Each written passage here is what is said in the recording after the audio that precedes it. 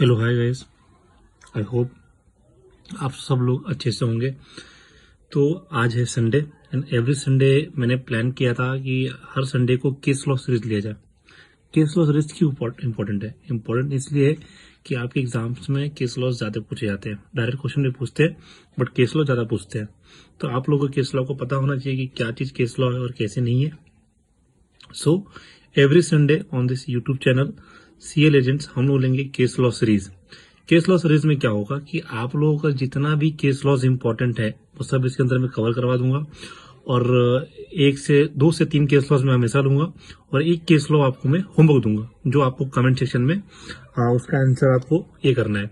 जिसका भी आंसर अच्छा होगा मैं उसको अपने टेलीग्राम जो चैनल है हम लोग का, लिंक इन डिस्क्रिप्शन होगा हम लोग का, वहां पे वो आंसर को मैं पिन करूंगा और उसको क्रेडिट दूंगा। केस लॉ सीरीज में मैं 2 से 3 क्वेश्चन यहीं पे करवाऊंगा आपके सामने और एक क्वेश्चन आपको मैं होमवर्क दूंगा जो कि आंसर्स आपको नीचे कमेंट्स में आपको लिखना है। जिसका भी आंसर सही होगा उसको हम लोग फीचर्ड करेंगे हमारे टेलीग्राम चैनल पे। अगर आप लोगों ने फॉलो नहीं किया तो लिंक में डिस्क्रिप्शन है, जाके फॉलो कर लीजिएगा। सो आज हम लोग स्टार्ट कर रहे हैं अपने केस लॉ सीरीज का पहला क्वेश्चन जो कि एकदम बेसिक से होगा। मैं ये मानता हूं कि आप लोग इंडियन कॉन्ट्रैक्ट एक्ट पढ़ के आए हो और मैं एकदम बेसिक से उठा रहा हूँ इस चीज को। बहुत वक्त है, मैं 22 को ये टाइम से आप वही पढ़ना स्टार्ट करोगे तो बहुत वक्त है। धीरे धीरे सीरीज भी अपन लेंगे तो खत्म हो जाएगा, कोई बड़ी बात नहीं है। जितने इंपॉर्टेंट से मैं चाहूंगा कि खत्म कर दूं। तो आई होप कि बाकी डेली एमसीक्यूज वगैरह मैं लेता हूं अपने टेलीग्राम चैनल पे, आप लोग फॉलो कर सकते हैं। चलिए ज्यादा बात नहीं करते हुए हम लोग आगे बढ़ते हैं और अपने मेन जो आज का टॉपिक उस पर हम लोग कवर करते हैं। वेरी बेसिक बहुत ही बेसिक से उठाऊंगा एक चीज बात को, हर एक बात आपको समझेगी। जो भी चीज आपको नहीं समझा आप मुझे टेलीग्राम पे पूछ सकते हो, कुछ भी आपको नहीं समझा आप टेलीग्राम पे मुझसे पूछ सकते हो, ठीक है।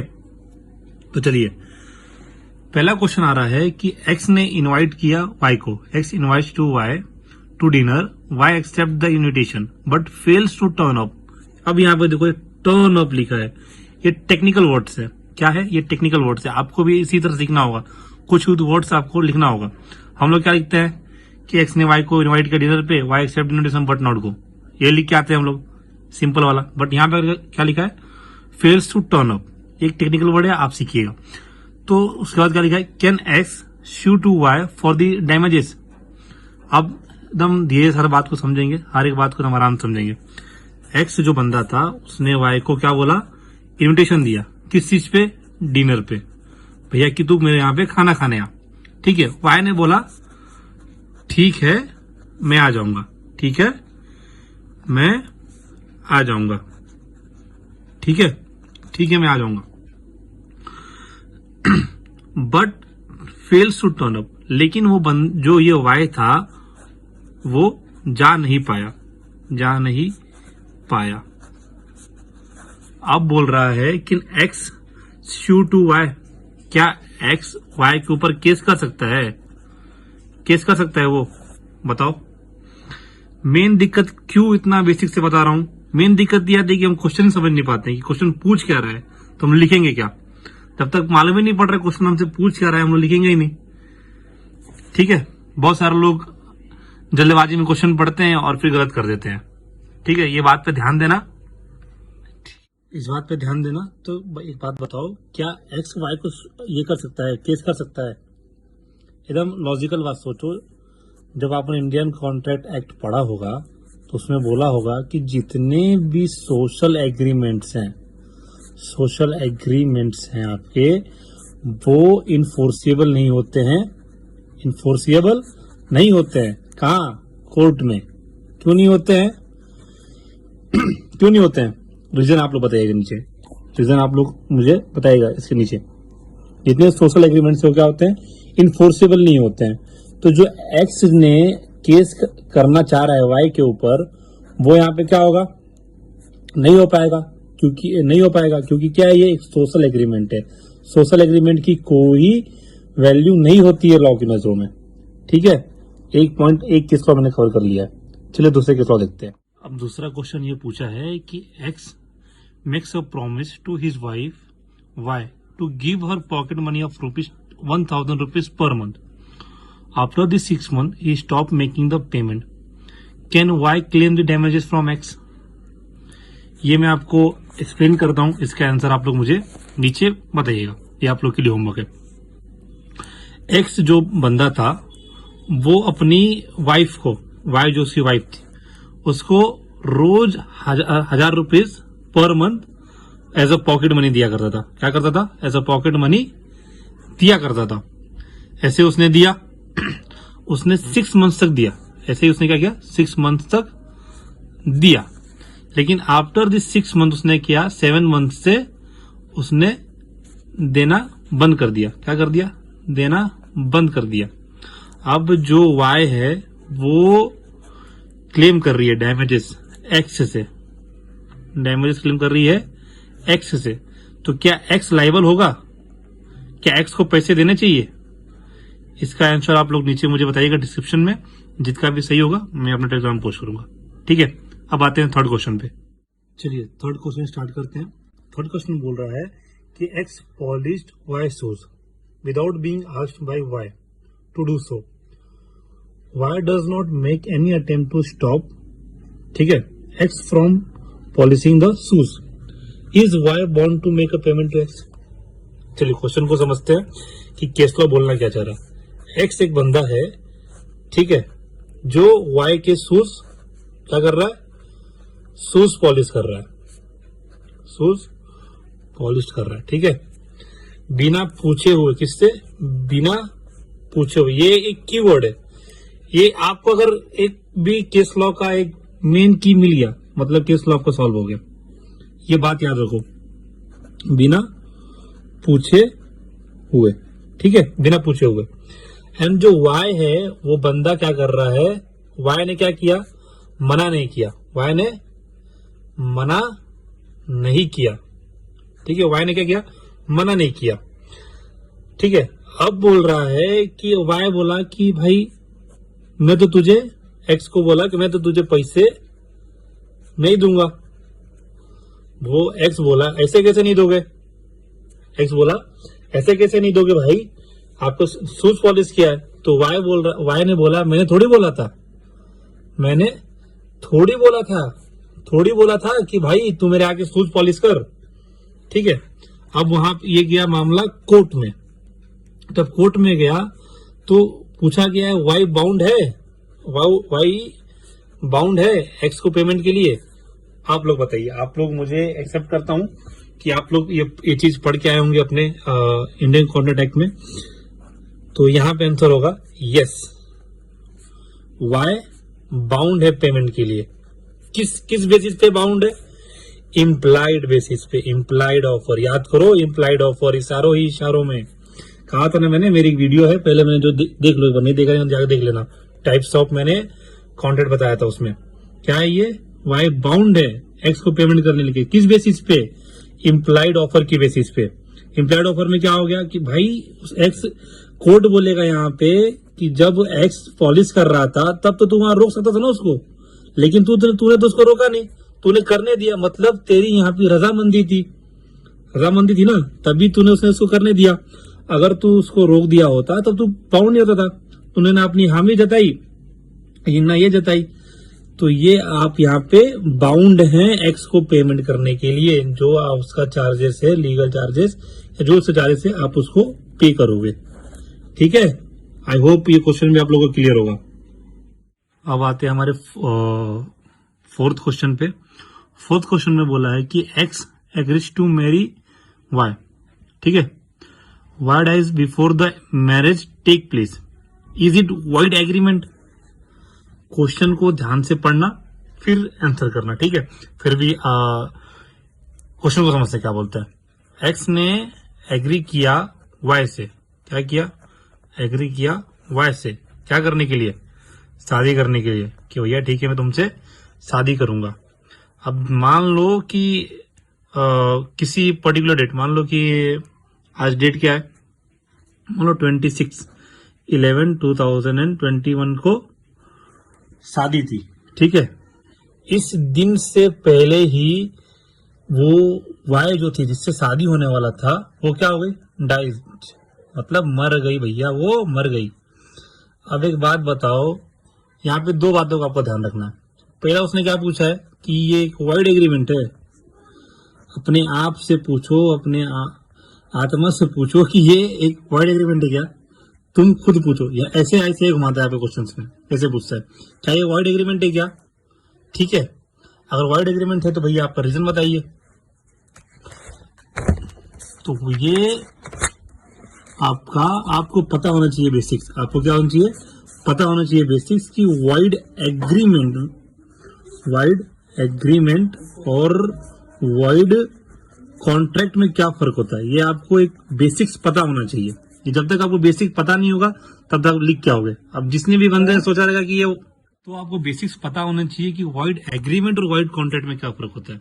तो जिसको भी रिकॉल नहीं हो रहा या जिसको भी याद नहीं आ रहा है तो मैं याद दिला दूं कि वाइड एग्रीमेंट जो होता है आपका, वाइड एग्रीमेंट जो होता है वो होता है फ्रॉम बिगनिंग इटसेल्फ, मतलब स्टार्टिंग से ही उसकी लॉ की नजर में कोई वैल्यू नहीं रहती है। अच्छा, तुम एक कॉमन सेंस लगाओ, दिमाग की बात बताओ कि जब एक्स ने वाई से एग्री किया शादी करने के लिए, तब वो मर गई थी क्या? नहीं ना, बाद में इंसिडेंट हैपन हुआ है ना, मतलब बाद में चल के ये चीज हुई है कि वो जो वाई थी वो मर गई। लड़की हो चाहे लड़का हो, अपने उससे क्या करने का, अपने केस लॉ समझना है। तो वाई थी, तो वाई था या थी जो भी था, तो वो मर गया भाई वो मर गया अभी। तो ये जब कॉन्ट्रैक्ट बना तभी हुआ था क्या? नहीं ना, कॉन्ट्रैक्ट बनने के बाद आपका ये हुआ है। तो एग्रीमेंट कैसे हुआ? एग्रीमेंट तो क्या बोलता है कि जिस टाइम में बन रहा है वो टाइम से ही वो वैलिड है। माइनर वाला केस याद करो, माइनर वाला केस याद है ना, आगे पढ़ेंगे उस बारे में भी, अभी आएगा वो भी। तो ये क्या है आपका, ये है वॉइड कॉन्ट्रैक्ट। ये क्या है आपका, ये है वॉइड कॉन्ट्रैक्ट। वॉइड कॉन्ट्रैक्ट क्या होता है कि जब बना, बहुत सिंपल वर्ड्स में समझा रहा हूं, जब बना था तब वैलिड था, लेकिन आगे चल के क्या हो गया लेकिन आगे चल के वो हो गया वॉइड। वॉइड मतलब क्या? परफॉर्म नहीं कर सकते हैं ड्यू टू सम सर्कमस्टेंसेस बोल सकते हैं, या कुछ भी बोल सकते हैं, कुछ भी ये हो गया, इम्पॉसिबिलिटी टू परफॉर्म हो गया, वो चीज नहीं कर सकते। ठीक है, आई होप ये वाला तुमको क्लियर होगा क्वेश्चन। कुछ भी डाउट लगा just ask me on Telegram. ठीक है, चलो नेक्स्ट क्वेश्चन देखते हैं। फिफ्थ क्वेश्चन अपना पढ़ते हैं। फिफ्थ क्वेश्चन लिखा है कि X agrees to let his flat to Y for the use as a gambling on a monthly rent of ₹10,000। After the 3 months Y stop making the payment of rent, advise X. चलिए question को समझते हैं कि question कहना क्या चाहता है। X एक बंदा है जिसने वाई को अपना घर या फ्लैट या कुछ भी दिया हो, किस चीज के लिए? गैम्बलिंग के लिए।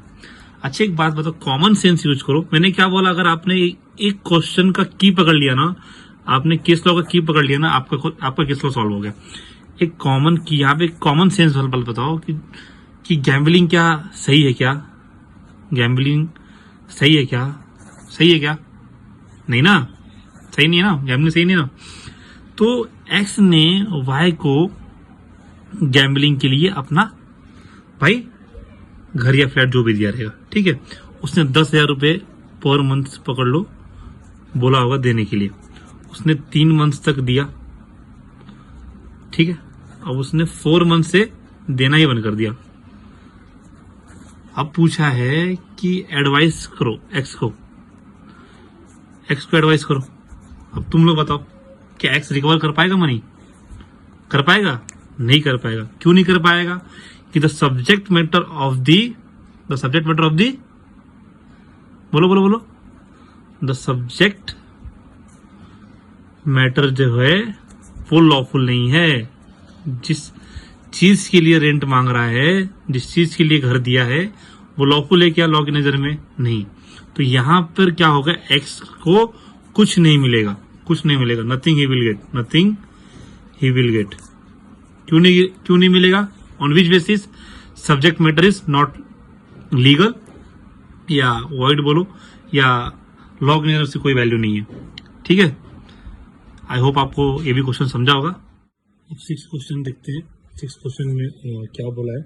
6 क्वेश्चन में बोल रहा है कि एक्स एग्रीज टू पे ₹1 लाख टू वाई, ठीक, if Y does not marry throughout his life, Y promise not to marry at all, but later on X refuses to pay ₹1 lakh, advice Y। चलो question समझते हैं कि question बोल क्या रहा है। एक्स एक बंदा है, वाई को बोलता कि भाई तू मुझसे प्रॉमिस कर, तू मुझसे वादा कर कि तू जिंदगी भर शादी नहीं करेगा, तू जिंदगी भर शादी क्या करेगा, शादी नहीं करेगा। अगर तू ऐसा करता है, शादी नहीं करेगा, अगर तू ऐसा करता है तो मैं तुझे 1,00,000 रुपए दूंगा, 1,00,000 रुपए दूंगा।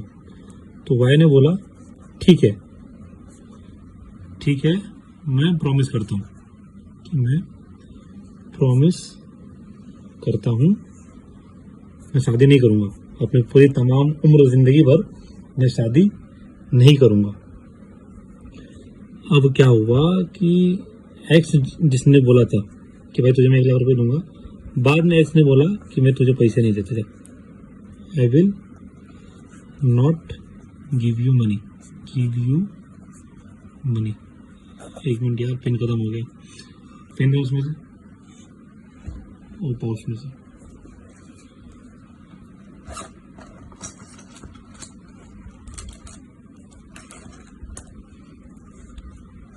यू मनी, ठीक है, I will not give you money.